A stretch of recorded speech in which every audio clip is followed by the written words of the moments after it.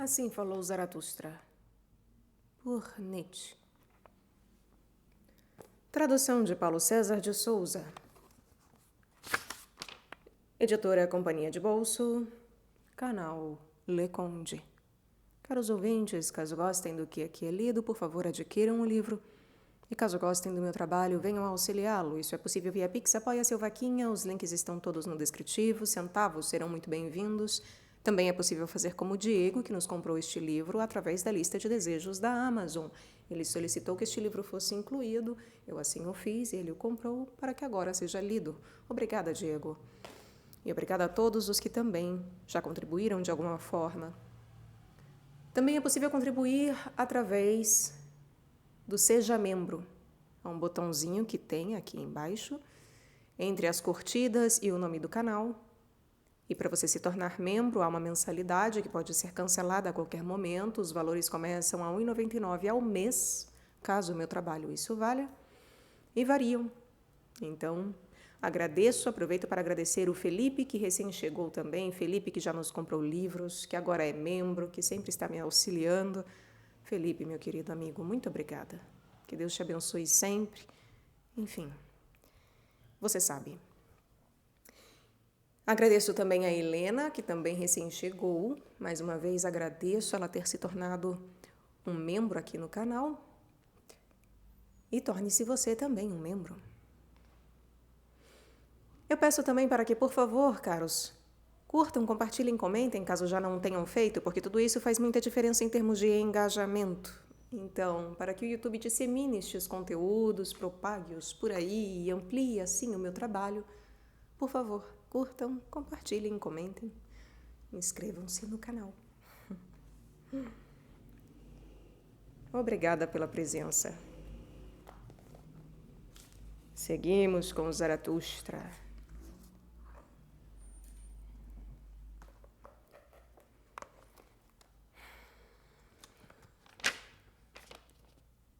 Nós estamos na segunda parte. Não é isso? É. E rumamos ao fim desta segunda parte. Dos grandes acontecimentos.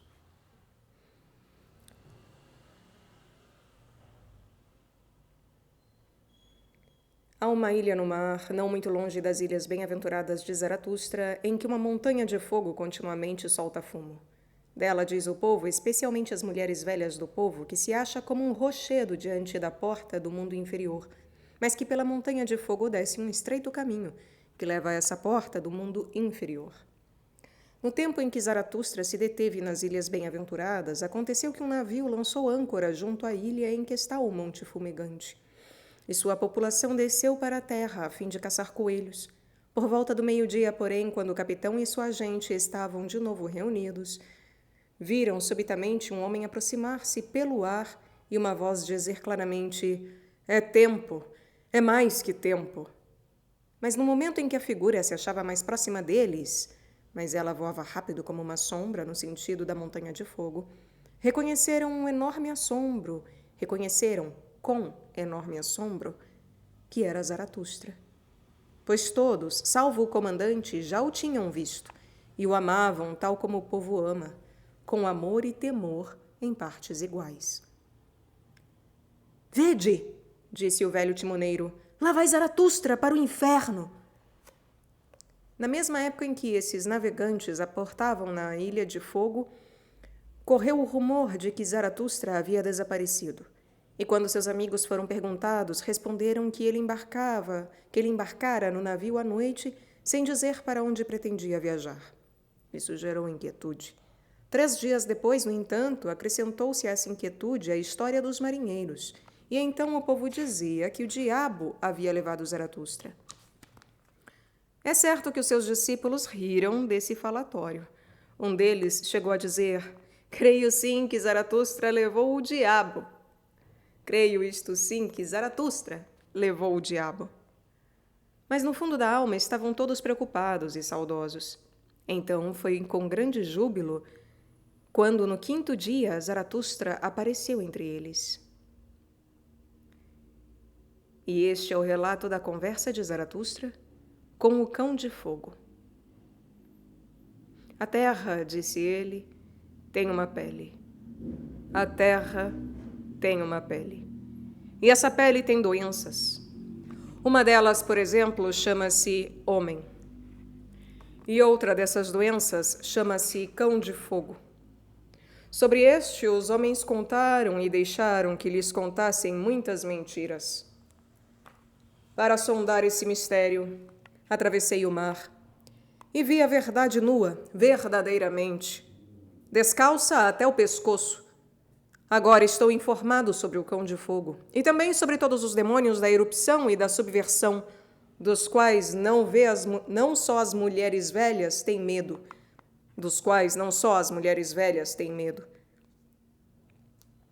Sai, cão de fogo, da tua profundeza, gritei eu, e reconhece como é profunda essa profundeza.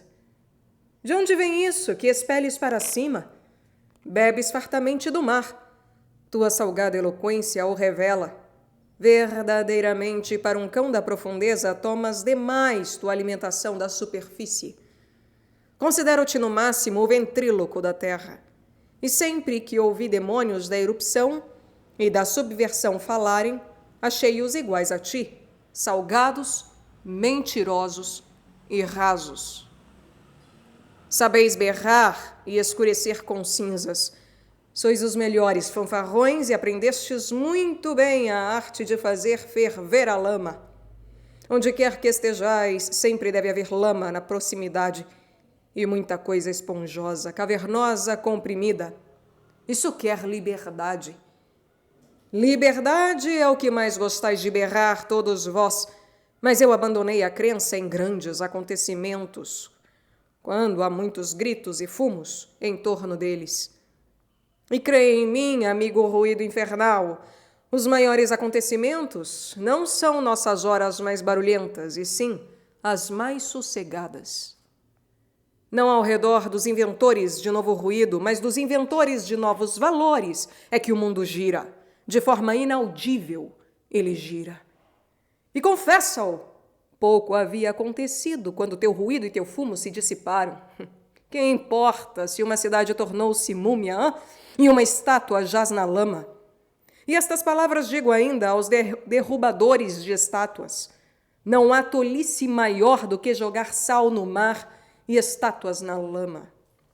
Na lama do vosso desprezo jazia a estátua, mas é justamente esta a sua lei, que a partir do desprezo novamente lhe nasce vida e beleza. Com traços mais divinos levanta-se ela agora, e sedutora pelo que sofreu, e em verdade ainda vos agradecerá por tê-la derrubado, ó derrubadores. Este conselho dou a reis e igrejas e tudo que se acha débil de idade e de virtude. Deixai-vos derrubar, para que volteis à vida e vos retorne a virtude. Assim falei diante do cão de fogo. Então interrompeu-me ele carrancudo e perguntou: igreja? O que é isso? Igreja, respondi eu, é uma espécie de estado, a mais mentirosa. Mas cala-te, ó cão hipócrita, conheces melhor que ninguém a tua espécie.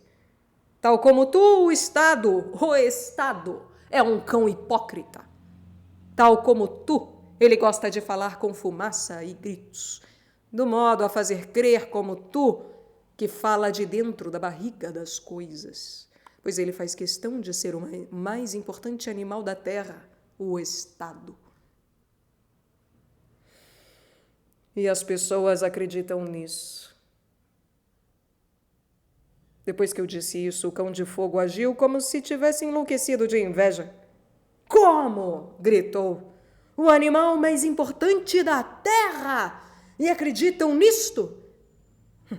E tantos vapores e vozes horrendas lhe saíram da garganta que achei que sufocaria de aborrecimento e inveja.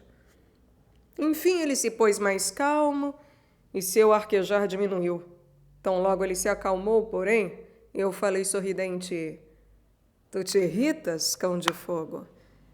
Então estou certo em relação a ti. E para que eu continue certo, escute algo acerca de outro cão de fogo. Ele realmente fala do coração da terra. Há ouro em sua respiração e chuva de ouro. Assim quer seu coração. E que são para ele cinza, fumaça e escarro quente. O riso lhe sai volteando como nuvem colorida. Ele é avesso a teu gorgolejar e cuspir. E ao revolver de tuas entranhas. Mas o ouro e o riso ele os tira do coração da terra, pois que o saibas, o coração da terra é de ouro. Quando o cão de fogo ouviu isso, não aguentou mais me escutar. Envergonhado, meteu o rabo entre as pernas, disse au, au, com voz abatida e desceu de volta para a sua caverna.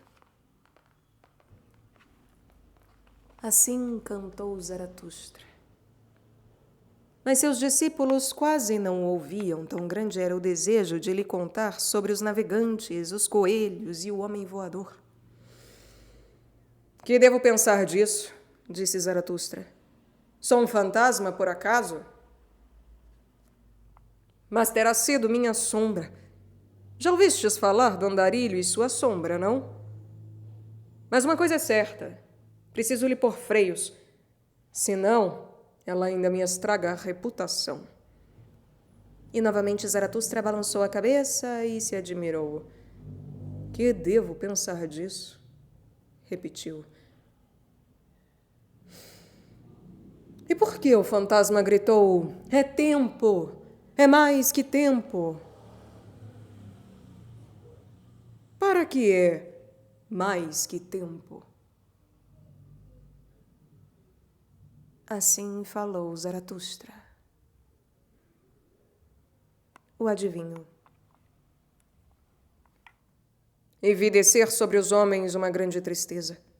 Os melhores entre eles se cansaram de suas obras. Uma doutrina surgiu acompanhada de uma fé.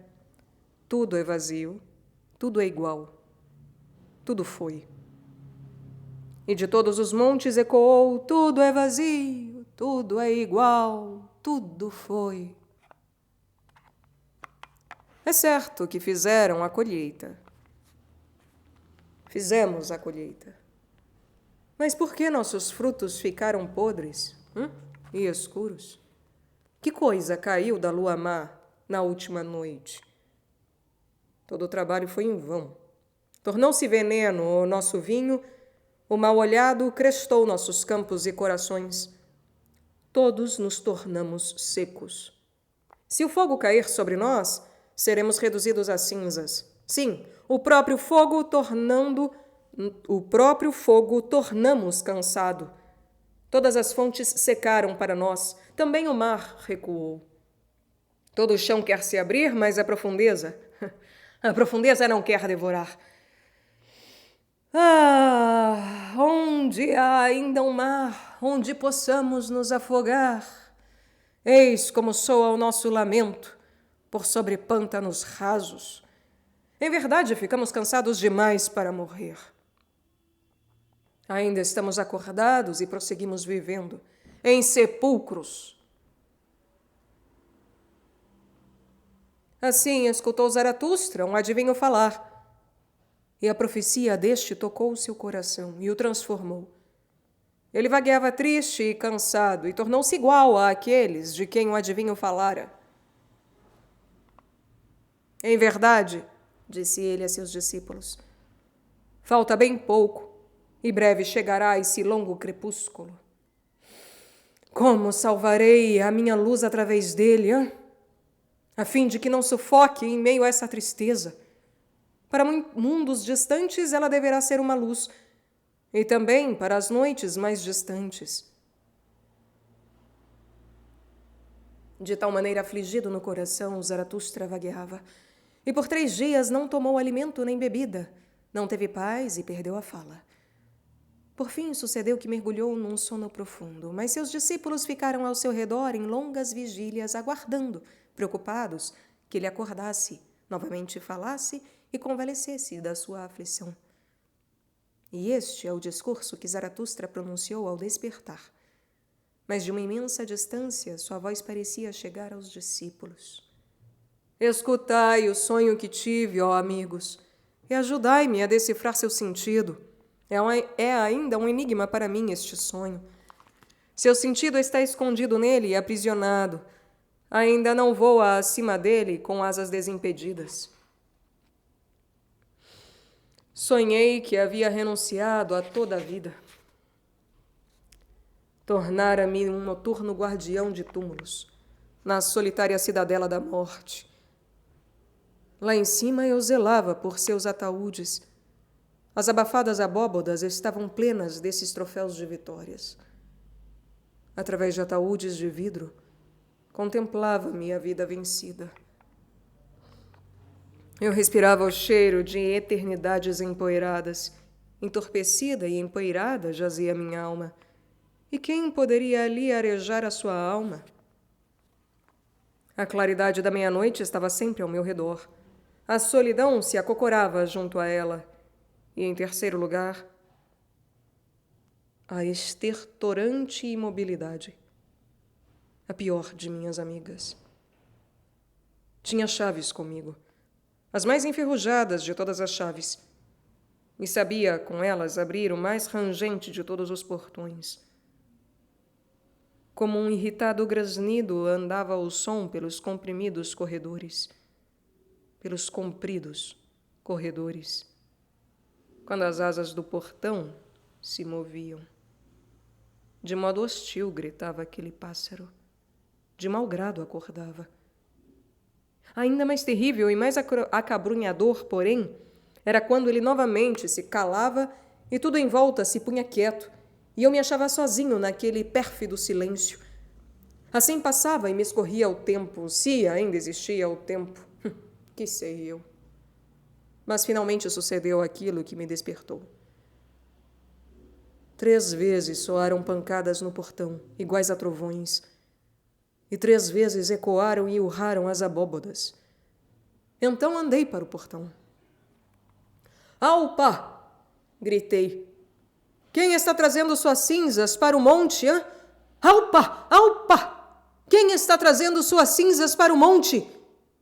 E pressionei a chave, empurrei o portão e fiz força, mas ele não abriu a largura de um dedo sequer. Então um vento ruidoso o escancarou com violência e silvando, zunindo, cortando, lançou contra mim um ataúde negro.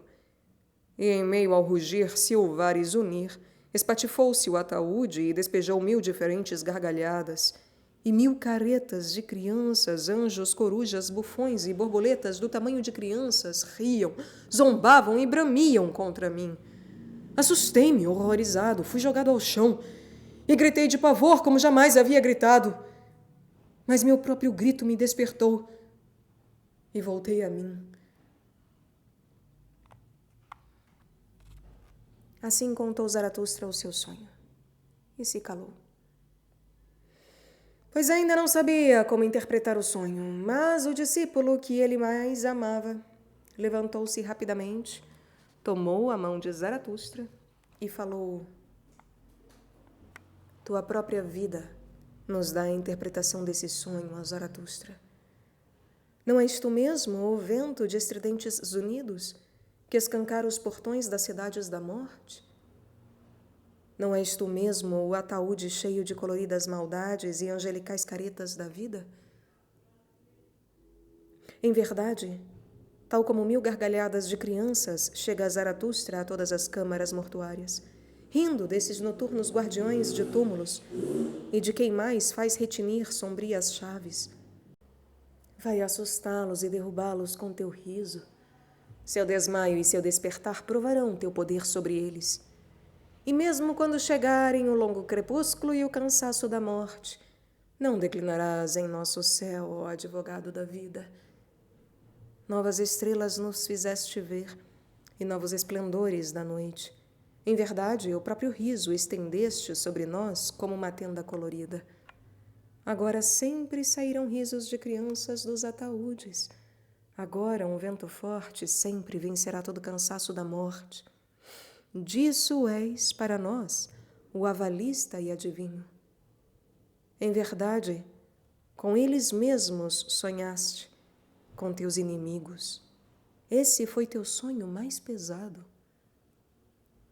Mas tal como acordaste deles e voltaste a ti, eles acordarão de si mesmos e voltarão a ti.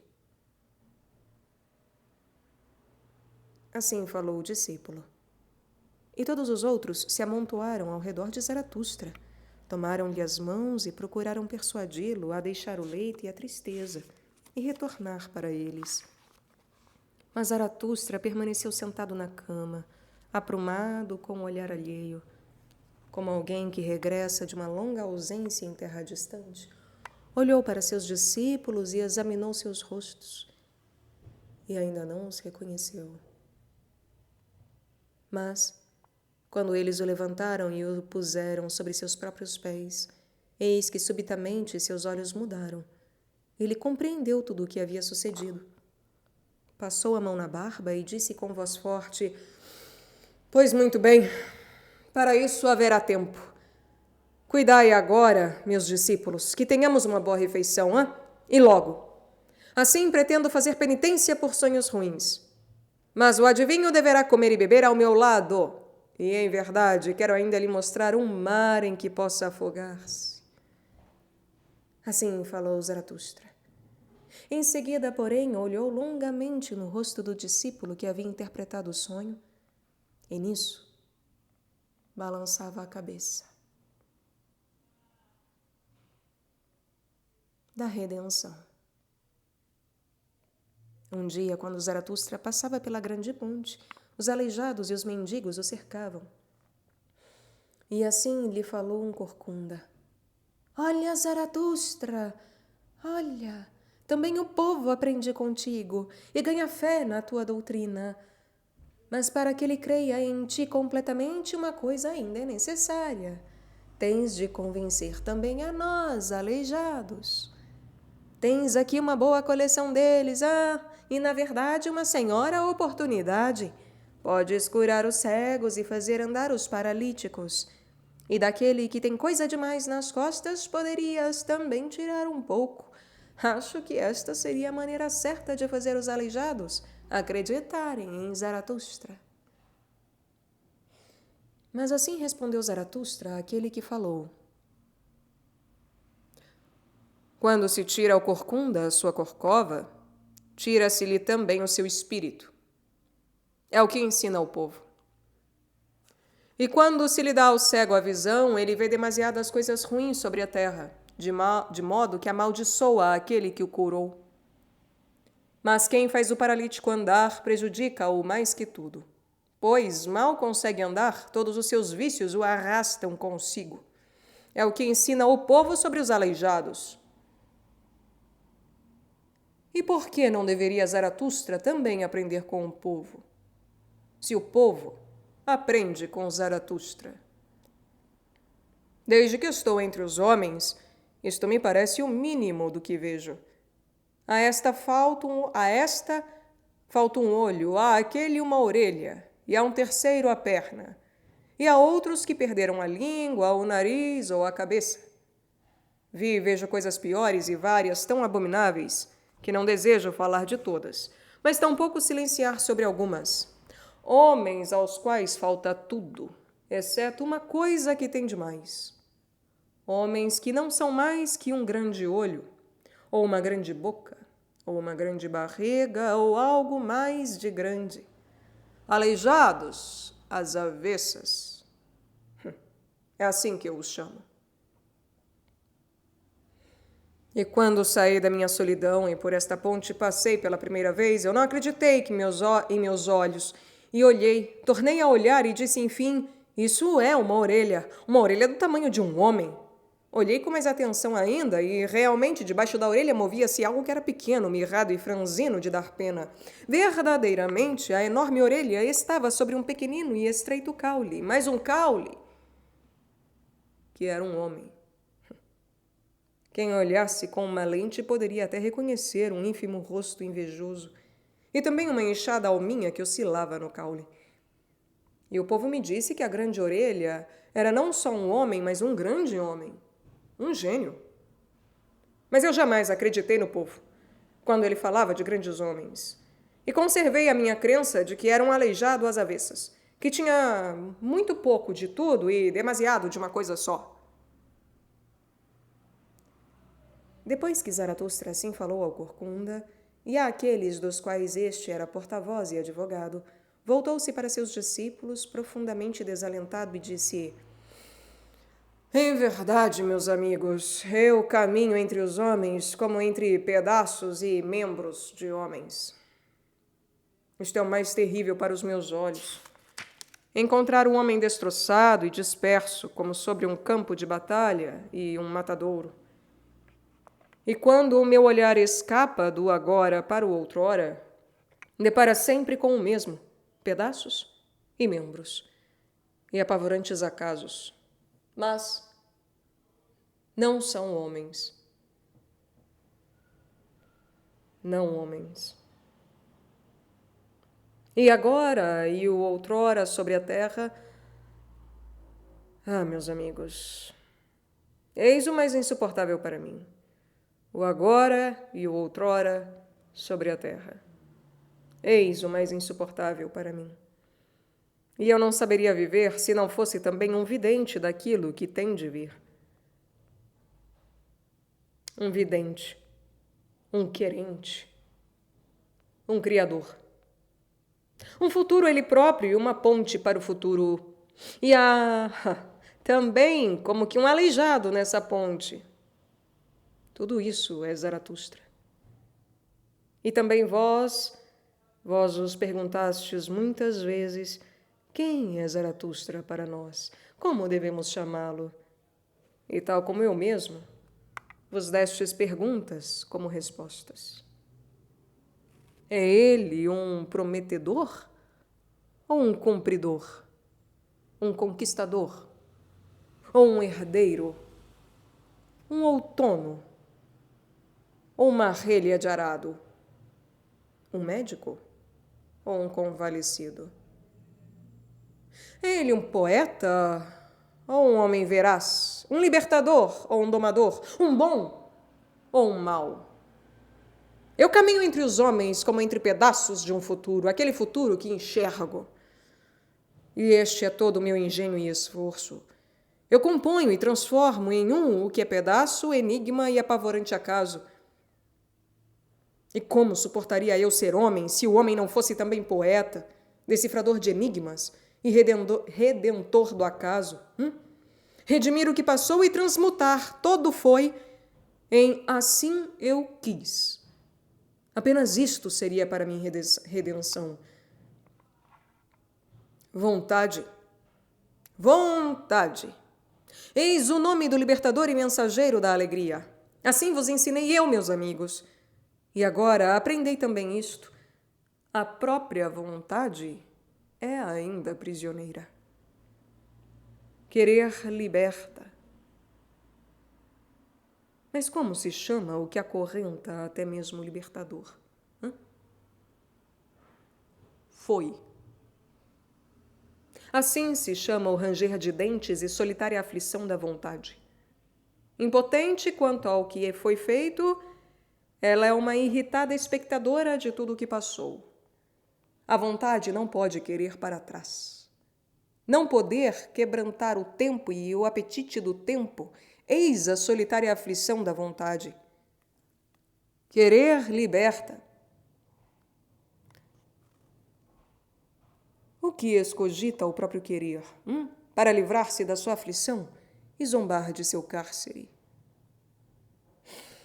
Todo prisioneiro se torna um bobo. Da maneira tola, também redime a si mesma a vontade prisioneira. Que o tempo não ande para trás, isto a enraivece. Aquilo que foi. Eis o nome da pedra que ela não pode mover. E assim ela move pedras por raiva e desalento, e pratica vingança naquele que não sente como ela a raiva e desalento. Assim a vontade libertadora converteu-se em causadora de dor, e em tudo que pode sofrer, ela se vinga de não poder voltar para trás. Isto, e apenas isto, é a própria vingança, a aversão da vontade pelo tempo e seu foi. Em verdade, uma grande loucura habita em nossa vontade, e tornou-se maldição para tudo que é humano o fato de essa loucura haver adquirido espírito. O espírito da vingança, meus amigos. Até agora foi essa a melhor reflexão dos homens. E onde havia sofrimento, devia sempre haver castigo. Pois castigo é como a vingança chama a si própria, com uma palavra mentirosa. Ela finge ter boa consciência. E porque no querente mesmo existe sofrimento pelo fato de não poder querer para trás. Então o próprio querer e a vida inteira deviam ser castigo.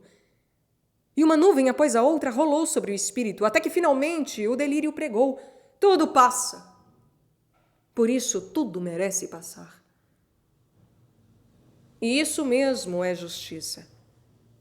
Aquela lei do tempo, segundo a qual ele tem que devorar seus filhos. Assim pregou o delírio. As coisas estão ordenadas eticamente conforme o direito e o castigo.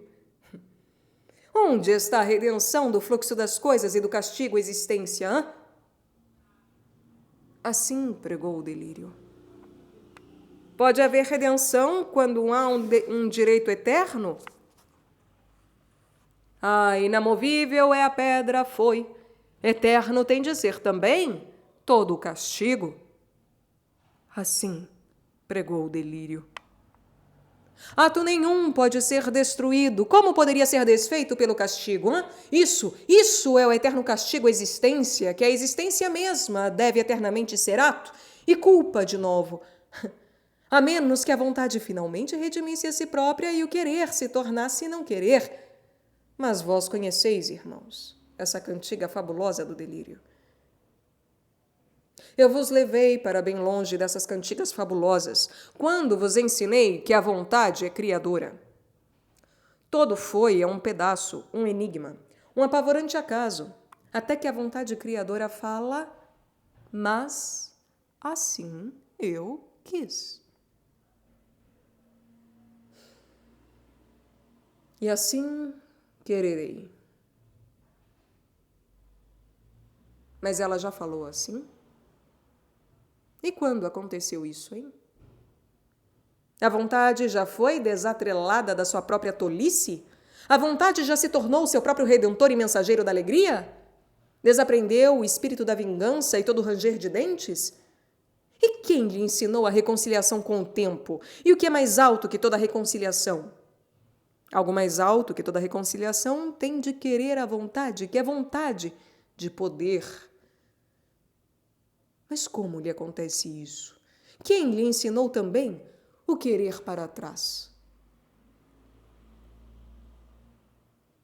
Nesse ponto de seu discurso, porém, aconteceu que Zaratustra parou de repente e semelhou a alguém aterrorizado ao extremo. Com ar amedrontado, olhou para seus discípulos.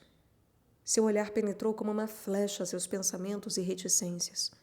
Mas após um instante riu novamente e disse aliviado: é difícil conviver com os homens, pois é muito difícil calar, sobretudo para um tagarela. Assim falou Zaratustra. Mas o corcunda havia escutado a conversa, nisso escondendo o rosto. Quando ouviu Zaratustra rir, porém, olhou para cima, curioso, e disse lentamente: mas por que Zaratustra fala conosco de modo diferente do que fala com seus discípulos? E Zaratustra respondeu: Que há de surpreendente nisso, hã? Com corcundas podemos falar de maneira torta. Ah, certo. E com alunos, então, podemos falar pelos cotovelos.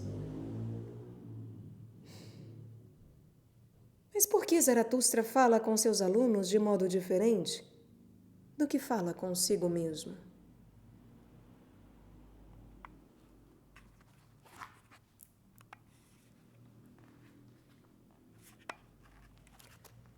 Da prudência humana.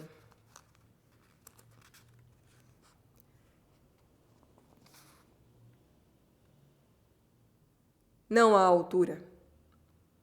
A escarpa é o mais terrível. A escarpa, onde o olhar se precipita lá embaixo e a mão se agarra lá em cima. Ali o coração tem vertigem com sua dupla vontade. Ah, amigos, adivinhais também a dupla vontade do meu coração? Eis a minha escarpa e o meu perigo. Que o meu olhar se precipite na altura e a minha mão queira se ater e se apoiar na profundidade. Ao homem se aferra a minha vontade. Com cadeias me amarro ao homem, porque sou impelido para cima, rumo ao super-homem, pois para lá quer ir a minha outra vontade. E para isso vivo cego entre os homens, como se não os conhecesse, para que a minha mão não perca inteiramente a sua fé em algo firme. Eu não vos conheço, homens. Essa escuridão e consolo frequentemente me rodeia. Fico sentado junto ao portão, exposto a qualquer velhaco, e pergunto: quem quer me enganar? Eis a minha primeira prudência humana. Deixo-me enganar, para não me manter em guarda contra os velhacos. Ah, se eu me mantivesse em guarda contra os homens, como poderia então o homem ser uma âncora para o meu balão? Muito facilmente seria eu impelido para o alto e para longe.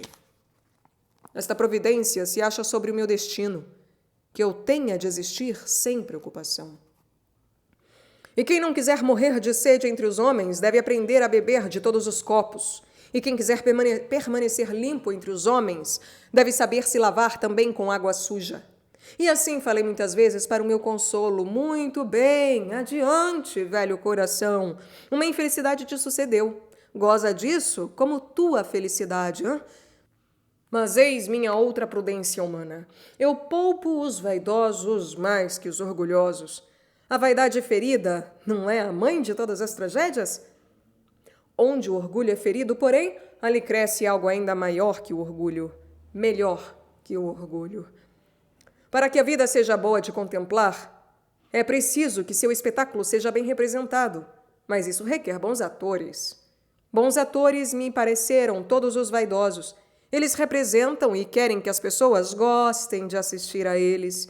Todo o seu espírito está nesta vontade. Eles encenam a si próprios, inventam-se. Em sua vizinhança, eu gosto de assistir à vida. Isso cura a minha melancolia. Por isso eu poupo os vaidosos, porque são médicos da minha melancolia e me prendem aos homens como a um espetáculo. E depois, quem pode medir no vaidoso toda a profundidade da sua modéstia? Sou bom e compassivo com ele devido à sua modéstia. De vós ele quer aprender a fé em si mesmo. Ele se alimenta de vossos olhares, come o louvor em vossas mãos. Até em vossas mentiras ele acredita, quando mentis bem a respeito dele. Pois no mais fundo do seu coração suspira: que sou eu? E se a virtude genuína é aquela que não sabe de si, o vaidoso não sabe da sua modéstia. Mas eis a minha terceira prudência humana. Eu não deixo que a visão dos maus me seja estragada por vossa covardia. Eu sou feliz em ver as maravilhas que o sol quente faz nascer: tigres, palmeiras, cascavéis. Também entre os homens há belas crias do sol quente e coisas dignas de admiração nos malvados. É certo que, assim como vossos maiores sábios não me pareceram tão sábios, também a maldade dos homens achei aquém da sua fama. E muitas vezes perguntei, balançando a cabeça: Por que ainda chacoalhar, cascavéis? Em verdade, também para o mal ainda há um futuro. E o sul mais quente não foi ainda descoberto para o homem. Quantas coisas se chamam extrema maldade, que só tem 12 pés de largura e 3 meses de duração. Mas um dia, dragões maiores virão ao mundo. Pois para que o super-homem não falte seu dragão, para que ao super-homem não falte o seu dragão, o super-dragão que ele seja digno, para isso, muitos sóis quentes ainda precisarão arder sobre a úmida selva. Vossos gatos selvagens precisarão haver se tornado tigres, e vossos sapos venenosos crocodilos. Pois o bom caçador deve ter uma caça boa. Em verdade, ó bons e justos, há muito do que rir em vós, especialmente vosso temor daquele que até agora se chamou demônio. São tão alheias à grandeza vossas almas, que o super-homem vos seria terrível em sua bondade. E vós, sábios e sabedores, vós fugiríeis da incandescente lava de sabedoria em que o super-homem banha alegremente a sua nudez. Ó vós, homens mais elevados, que meus olhos já conheceram, eis a minha dúvida a vosso respeito e o meu riso secreto. Eu adivinho que ao meu super-homem chamaríeis demônio. Cansei-me desses homens mais elevados e melhores. De sua altura eu ansiava me afastar, ir para cima, para longe, para o super-homem. Um horror se apoderou de mim quando vi nus esses homens melhores. Então me cresceram asas para voar para futuros distantes, para suis mais meridionais do que um artista algum dia sonhou, ali onde os deuses se envergonham de toda a vestimenta. Mas a vós quero ver disfarçados, a vós próximos e semelhantes, e bem adornados e vaidosos e dignos, como os bons e justos. E disfarçado sentarei eu mesmo entre vós, de modo a não reconhecer a vós e a mim. Eis minha última prudência diante dos homens. Assim falou Zaratustra. A hora mais quieta. Que me aconteceu, meus amigos? Vedes-me perturbado, repelido, obediente a contragosto, disposto a ir para longe de vós. Sim, ainda uma vez deve Zaratustra retornar à sua solidão, mas desta vez o urso volta sem ânimo para sua caverna. O que me aconteceu? Quem ordenou isso? Minha irada senhora quer assim. Ela falou comigo. Já vos disse alguma vez o seu nome? Ontem à noite falou comigo. Minha hora mais quieta. Eis o nome da minha terrível senhora. Ontem à noite falou comigo. Minha hora mais quieta. Eis o nome da minha terrível senhora. E assim aconteceu. Pois devo contar-vos tudo para que vosso coração não se endureça com aquele que subitamente parte. Conheceis o pavor daquele que adormece?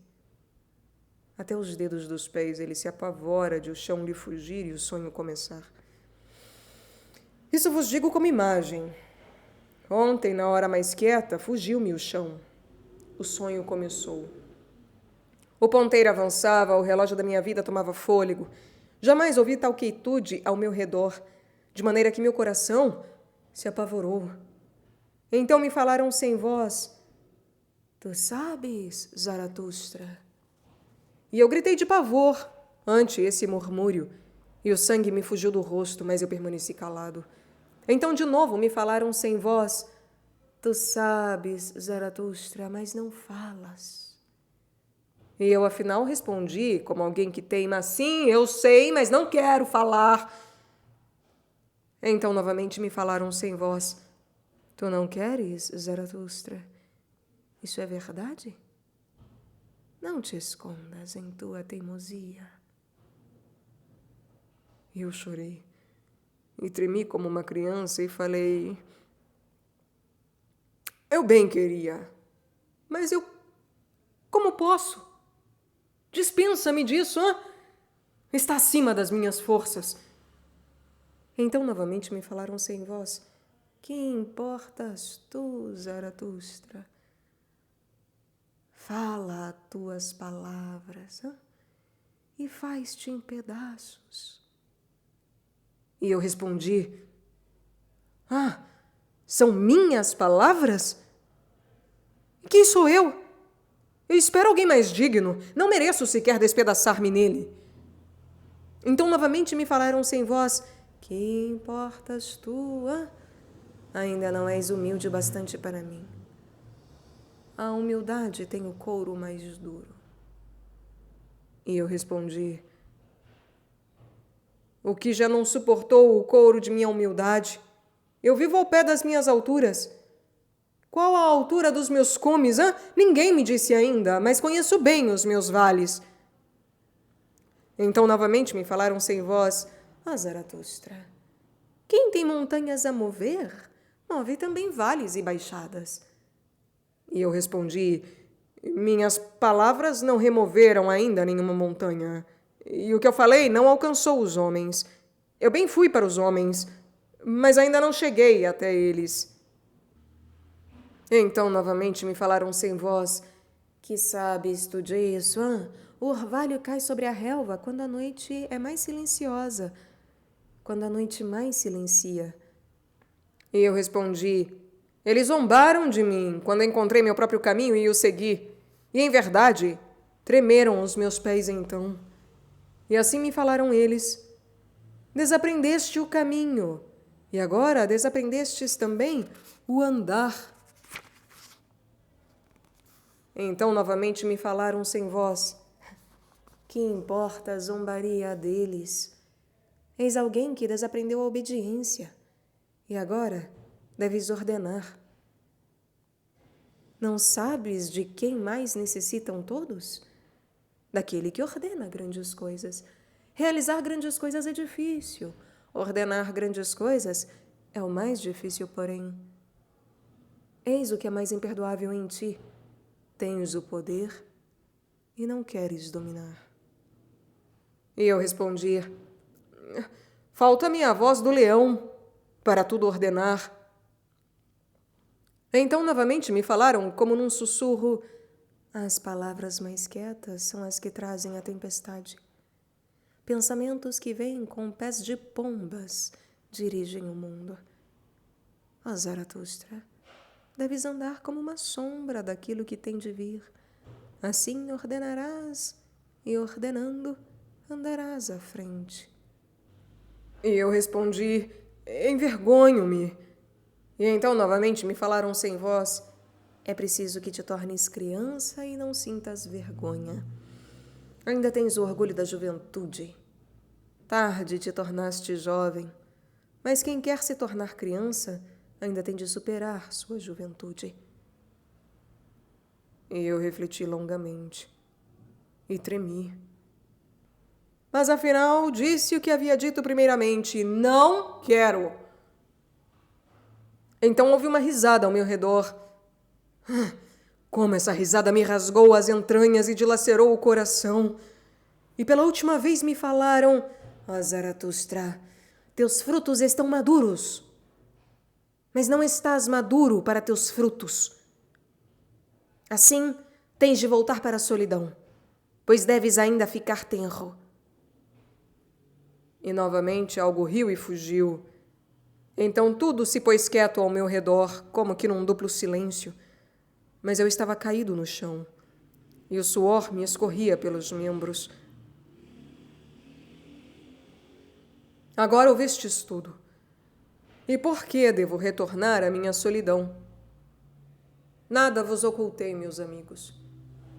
Mas também isto me ouvistes dizer: quem de todos os homens é ainda o mais calado e quer sê-lo?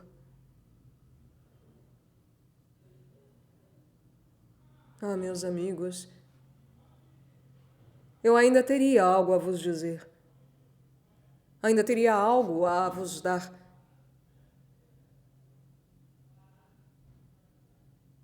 E por que não o dou?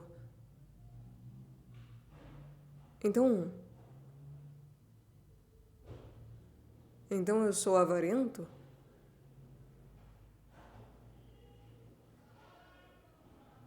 Após dizer essas palavras, Zaratustra foi tomado pela violência da dor e da iminente despedida de seus amigos, de modo que chorou alto, e ninguém pôde consolá-lo. À noite, porém, ele foi embora sozinho, deixando os seus amigos.